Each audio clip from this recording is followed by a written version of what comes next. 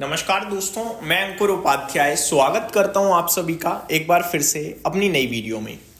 दोस्तों, last 10 days की बात करूं तो 3 ऐसी खबरें आई हैं जो पूरी तरीके से गलत बताई गई कंपनीज के द्वारा या गलत खबर निकली और स्टॉक्स में 10% तक की गिरावट देखने को मिली है इन खबरों के दम पर।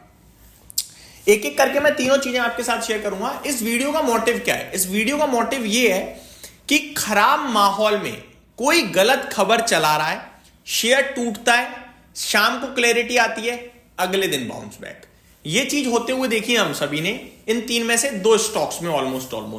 अब मैं आप सभी के साथ ये शेयर करना चाहता हूं कि खराब माहौल में खराब खबर के दम पर इन्वेस्टर तो बेच रहा है पोजीशन, लेकिन शाम तक उसे पता चलता है अरे ऐसा कुछ था ही नहीं। इस बीच में उसका 5-10% का नुकसान बुक हो गया। एक तरीके से मैंने लॉस बुक करा, अगले दिन गैप अप खोला तो मेरी तो लग गई ना बिना बात के, बैठा रहता तो ठीक था। इसका मतलब यह कि आजकल आप भरोसे वाली जो कंपनियां, जो एजेंसीज हैं, उनकी खबर पे भी भरोसा नहीं कर सकते हो। दोस्तों, वैसे तो मार्केट में बहुत सारे रूमर्स चलते रहते हैं, हम लोग नहीं बात करते, हम लोग ध्यान भी नहीं देते, स्टॉक्स कंपनीज भी ज्यादा ध्यान नहीं देती। लेकिन जब बात हो ब्लूमबर्ग जैसी बड़ी एजेंसी की, जब बात हो राउटर्स की या बात हो पीटीआई की, तो हम लोग ट्रस्ट करते हैं, बाजार ट्रस्ट करता है, स्टॉक्स में एक्शन आता है। अब मैं आपके साथ एक एक करके तीनों शेयर करता हूं। सबसे पहला इवेंट बना रिलायंस इंडस्ट्रीज के साथ। अब रिलायंस जैसी दिग्गज कंपनी, और इतनी एक्टिव थी रिलायंस कंपनी की, जैसे मॉर्निंग में गलत खबर आई है, 12-1 बजे तक कंपनी ने क्लियरिटी दे दी, लेकिन बाजार इतना खराब कि उसने क्लियरिटी पे भी रिएक्ट नहीं करा, उसने और तोड़ा स्टॉक को। सबसे पहले क्या न्यूज थी, क्या स्टॉक था रिलायंस में, मैं आपको बताना चाहूंगा।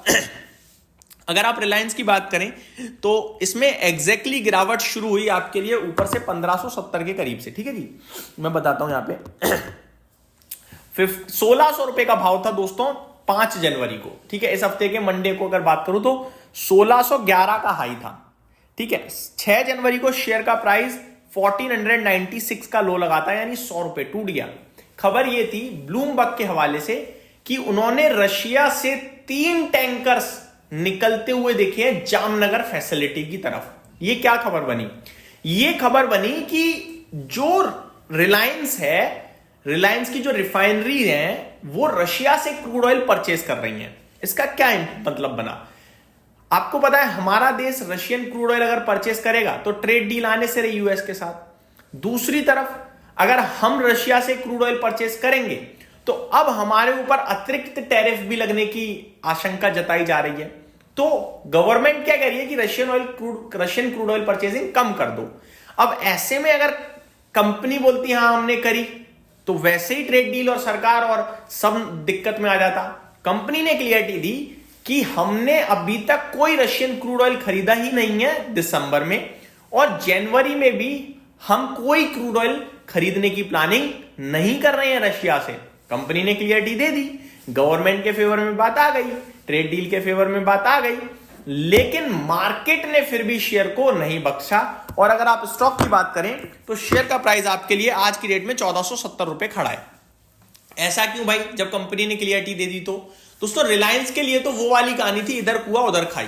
कंपनी ने क्लियरिटी तो दे दी कि हम रशियन क्रूड ऑयल परचेज नहीं कर रहे हैं, लेकिन इससे मार्केट और नेगेटिव हो गया, क्योंकि फिर बाजार ने कहा कि रशियन क्रूड ऑयल आप परचेज नहीं कर रहे हो, इसका मतलब सस्ता तेल आपको नहीं मिल रहा, महंगा तेल खरीद रहे हो आप कहीं से, इसका मतलब आपके मार्जिन पे फर्क पड़ेगा, आपके प्रॉफिट पे डेंट पड़ेगा।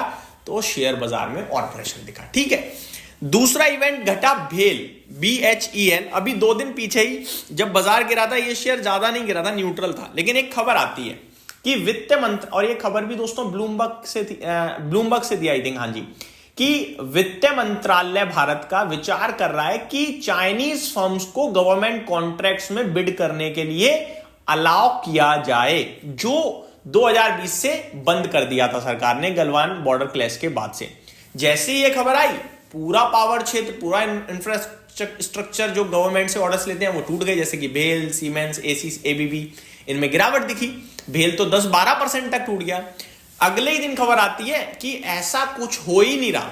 वित्त मंत्रालय कहता है कि ऐसी कोई प्लानिंग नहीं चल रही है।